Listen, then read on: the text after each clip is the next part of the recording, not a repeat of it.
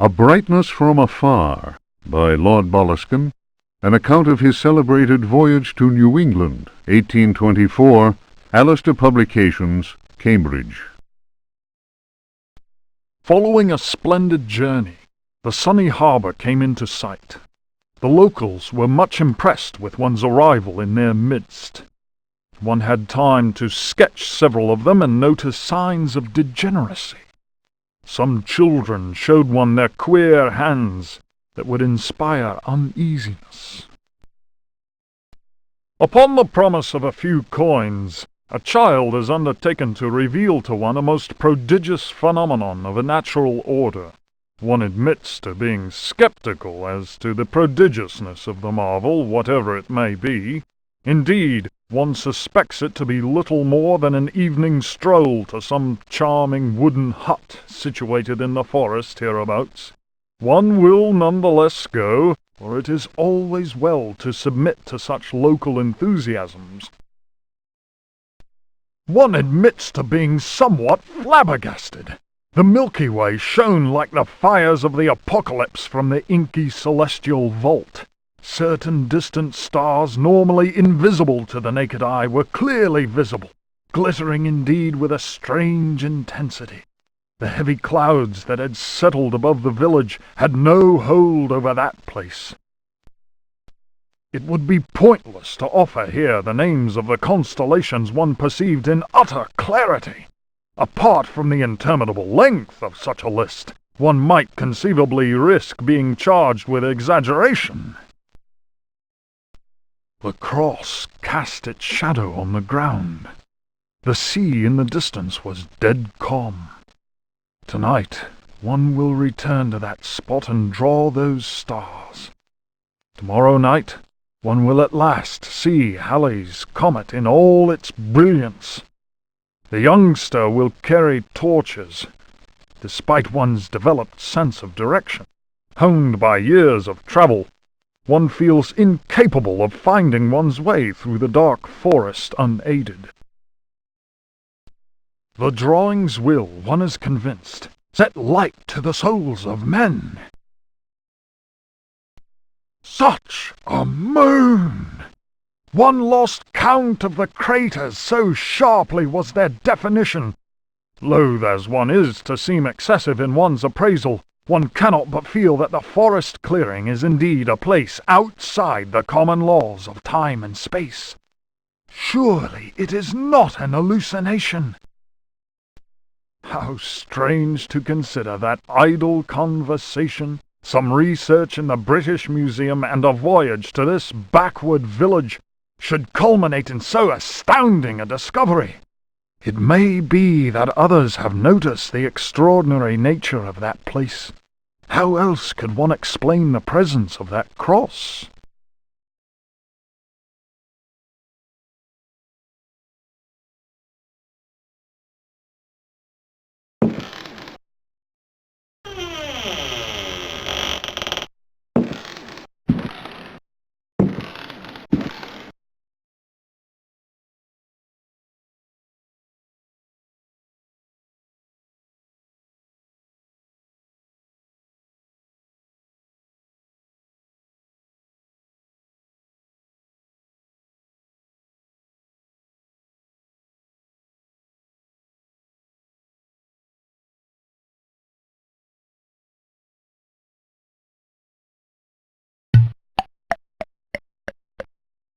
Ah.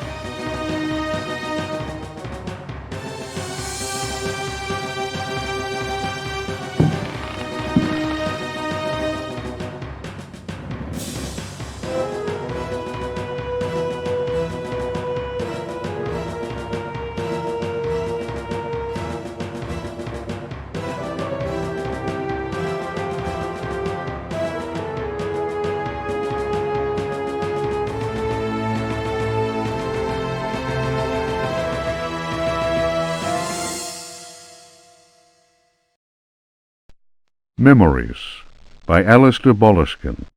Printed in London, A. Machin, editor, 1833. It was during a conversation with G that one first heard of the New England fishing village of I. The area was apparently the ideal place from which to witness unusual phenomena in space. The quality of the air, along with the conjunction of several favorable factors, made one impatient to get started. Having gleaned what information one could from the British Museum, one set off with all haste. One's work on space and comets in particular had met with a warm response, and one thought it judicious to include several original sketches of the phenomenon, sketches which one felt were sure to arouse a great deal of keen interest in the scientific circles of 1834. One refers naturally to the passage of Halley's comet. Editor's note: Lord Boleskine's memoirs end at this point. Who knows what extraordinary contributions he might still have made had he not succumbed during his visit to New England to dementia, followed by an early death in St. Andrew's Hospital.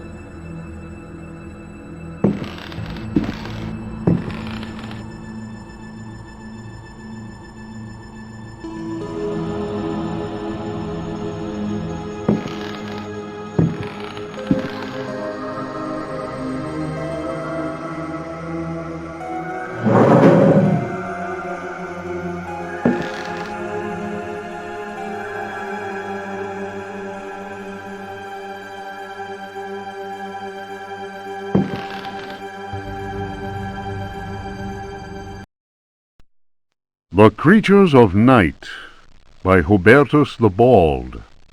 Translated from Latin by his brother in prayer, Fratre Johann Marcus. Of monstrosity. You who read me know that night engenders monsters, and that night creatures exist. The accursed book of Abdul al-Hazred is clear on this matter. That is not dead which can eternal lie. Unhappy he who knows that book. Unhappy he whose eyes alight upon that foulest of texts. Unhappy he who implores the standing stones, for he will free the powers of darkness. Of the pit. Stagnant waters are like the memory of men. Beneath the surface calm, clawed beasts await, and are known to initiates as the deep ones.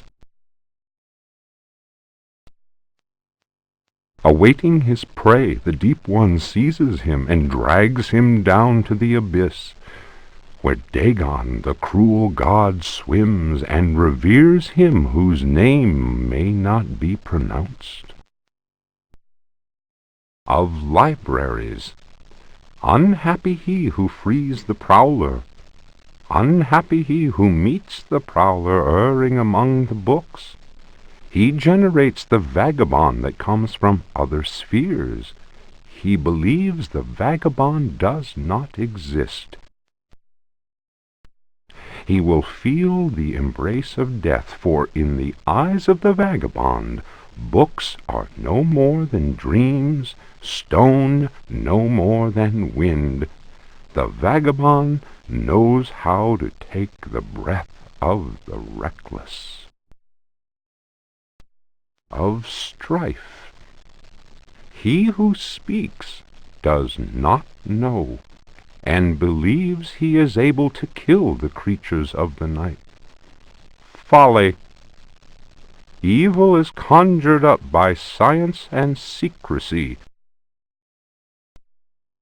He who prowls among books will perish by the blade. He who flies in the dark caverns will scream in fear. He who swims in the depths will evaporate. But he who believes he knows, knows nothing. He who knows says nothing. Of death. There are domains more terrible than death. That is not dead which can eternal lie. Each creature is conjured up and is not dead, but returns to the origins. A monster, a science. Steel kills the vagabond who never dies. Translator's note. Here ends the manuscript of Hubertus, who died in the library of the convent of Teruel in the year of our Lord 1666. Requiescat in pace.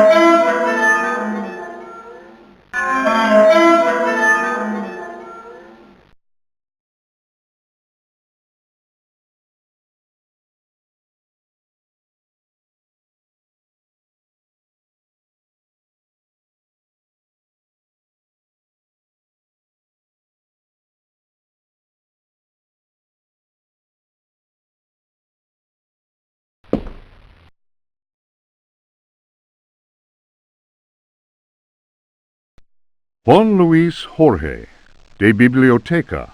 Reflections on the power of the verb in certain texts. Archaeos Publications, 1919, Stafford. Translation does not alter the occult power contained within such forbidden texts. The malevolent energy is in no way diminished. The spell must be cast aloud and clearly, in certain languages or little-known dialects. Maglafar Fathang. The reader will understand that, in the light of these revelations, I would be foolhardy to continue quoting from the text I have before me. If spoken aloud in its entirety, it would surely awaken powerful and malignant forces. I will go further and say that simple reading of some of the more technical passages describing specific practices is in itself a perilous exercise. The ill-prepared reader can easily fall prey to attacks of demented hysteria, not unlike those described in cases of individuals said to be possessed by evil spirits. I recommend the study made by Zempf, Urbain, Grandier, and Loudon, and the reports made by the Reverend Richard Price concerning a number of astonishing, to say the least, exorcisms carried out in a parish near Providence. Given what I have written, we must be grateful to the librarians of the British Museum, who have never allowed consultation of the work of Al-Azif's startling work, the infamous Necronomicon. Copies of that work do exist, in spite of the zeal of book-burning inquisitors. For proof, we need look no further than the British Museum, of course, and the sealed archives of the Miskatonic University in Arkham. Other examples of books whose evil can be unleashed by any thoughtless reader are von Jutz's von Unersprechlichen Kulten and the abominable De Vermis Mysteries by Ludwig Prien, whose sordid death should be a lesson to all those tempted by a study of the occult.